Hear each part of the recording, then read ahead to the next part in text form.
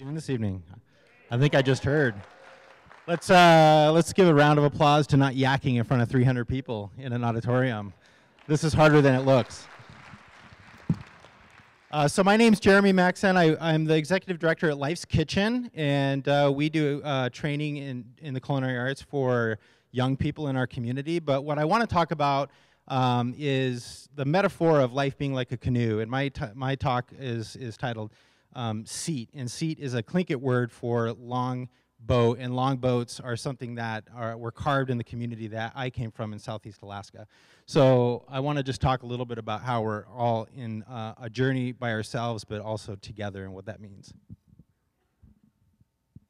So this is where I grew up. I wrote down 10 pieces of advice that I wanted to give young people.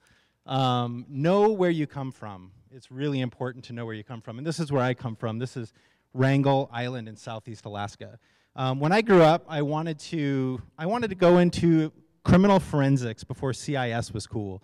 And I was kind of on my way to go study that, but I took a class at Boise State called Introduction to Sociology.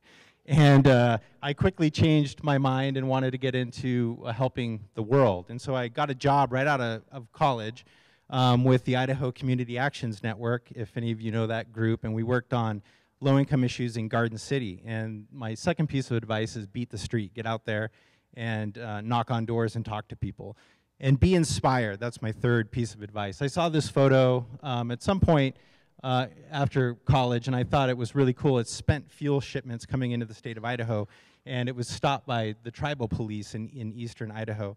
And I eventually joined the Snake River Alliance, which is a nuclear watchdog group to protect the Snake River aquifer from those 750,000 barrels of nuclear waste that were dumped there. This is an opportunity I got to go to Russia to talk with our counterparts about similar issues, and now my presentation has been stopped. This is really hard, you guys. This is fast-paced stuff.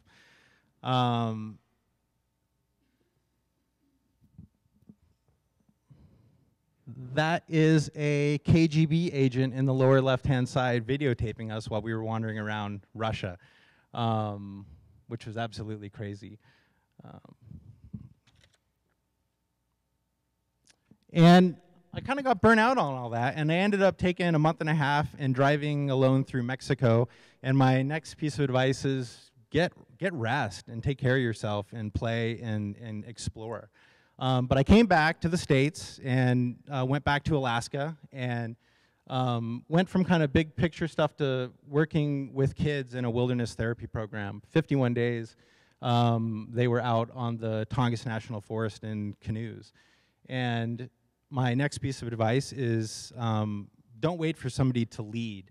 While I was in Alaska, I ran for office like a fool and ended up on a city council and as a mayor of my hometown, which led me to many really interesting conversations because I also work for a conservation group on timber issues. And we were a timber town that was really impacted by the closure of a lot of our mills. And my next piece of advice is talk most often with people who you disagree with.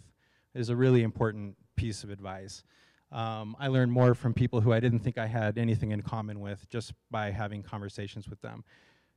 This is some high-value wood products that we were working with the tribes in Wrangell on to create some sustainable wood products, and one of those pieces of wood was for to go to the Martin Guitar Factory to build guitars. So we were looking at things like that, which was cool.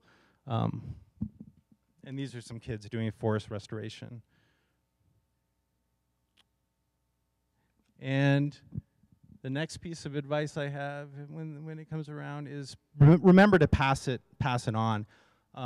This is a picture of the Stickeen River. It's the longest flowing, navigable, free-flowing river in North America, and it's currently under threat by huge mines in British Columbia. And that's another photo of the Stickeen River. It's the lifeblood of the community where I came from, and so it's really important to remember to. I don't know that I need to remind all of you, but to pass it on to the next generation.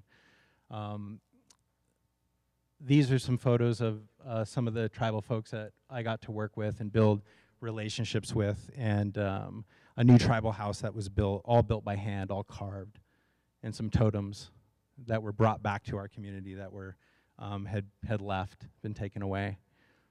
Another really neat thing I got to work on up in Alaska was clean and renewable hydro energy, and these are some lake tap hydro projects that I work with some community members to manage.